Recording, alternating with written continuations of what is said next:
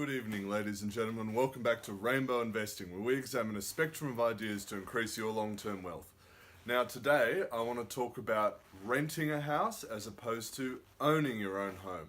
Now, this is a really interesting topic because, for all our lives we've been told that owning a home is the great Australian dream or the great American dream. Wherever you live, it's the dream. It's always defined as an essential milestone in your life, owning your own home. It's filled with prestige. You can really say, when you own your own home, it's a notch in your belt. But we're going to examine today whether that is actually the best use of your money, is to save up for a house deposit as soon as you get your first job. So as everyone knows, when you rent, someone else owns the house. You pay the landlord or landlady rent every week or month for the privilege of living in that house. Now, when you live in a rental house, you normally have to pay your own bills, your water, your electricity, but the landlord will cover a lot of things like house repairs, rates, taxes. So people don't realize, but there's actually quite a lot that you don't pay when you rent. But if you own your own home, everything is yours.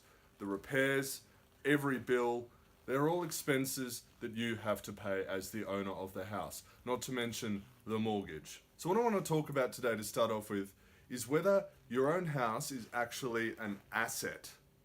So most people would say, it's good to buy a house because it's an asset. It's a tangible asset that you're increasing over time as you pay off that mortgage. But let's examine what actually is an asset. So in Robert Kiyosaki's book, which is a really famous book, Rich Dad, Poor Dad, he explains that an asset is something that produces income. Income, okay?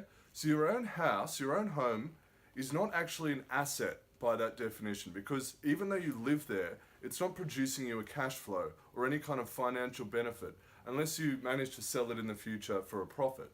But most people, when they buy a house, they just want a place to live. They want a place to settle down, to start a family. It might be close to good schools. It might be close to your job. But by this definition, we can't call your house an asset because it's not giving you income after you buy it.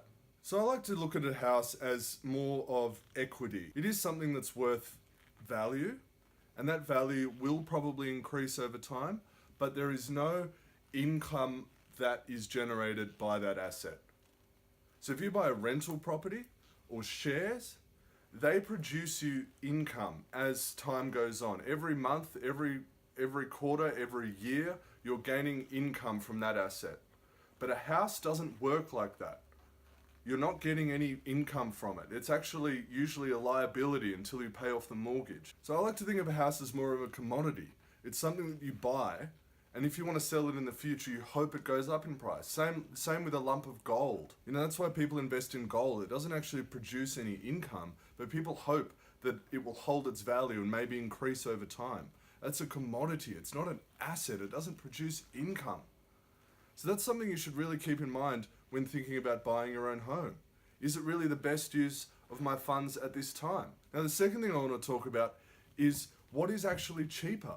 Because there are a lot of studies that show that often, not always, but often, renting is actually cheaper in the long run than owning your own home.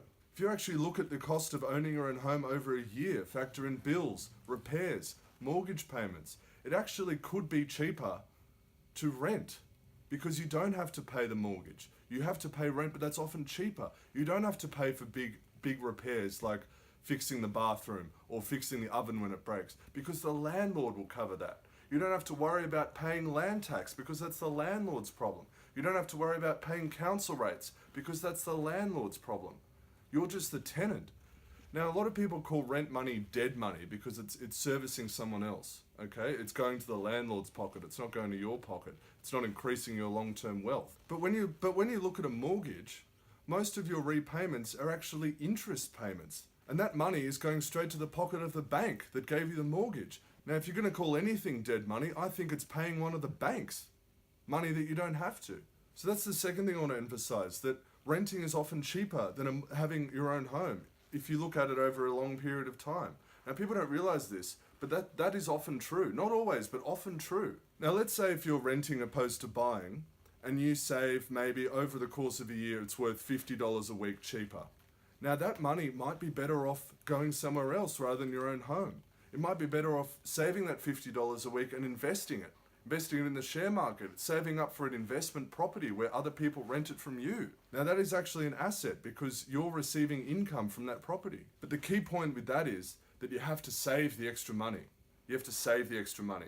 Now, most people don't do this. So that's something I want you guys to think about. That maybe if you rent and just save an extra $50 a week and put it towards a savings account where you can put it towards some income producing assets, shares, a rental house, a term deposit even. That might be a better use of your money, particularly when you're young, than saving up for a house deposit straight off the bat. Because if you start investing in income producing assets when you're young, the effects of compound interest will magnify greatly because you started younger. Now, someone who spends the first 10 years of working full-time saving up for a house deposit, an asset that doesn't produce income, might be a lot worse off over time than someone who spent the first 10 years of a full-time job investing in income-producing assets. And then maybe when they've got a higher paying job, saving up for a house because it's a bit easier. So that's something I really want you guys to think about.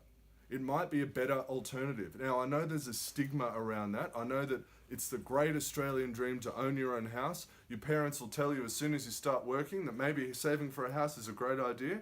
But I think that everyone should have a think about the best use of their money and how they can use that to build your long-term wealth. But the key message with this is really that if you want to rent, you have to save that extra money that might have been going straight to one of the banks that you've got your mortgage from. All right, so that's the key takeaway from this. All right, guys, thanks for watching. If you like this video, hit the like button, hit the subscribe button. I'll have some more videos out soon about more personal finance, but for now, good night.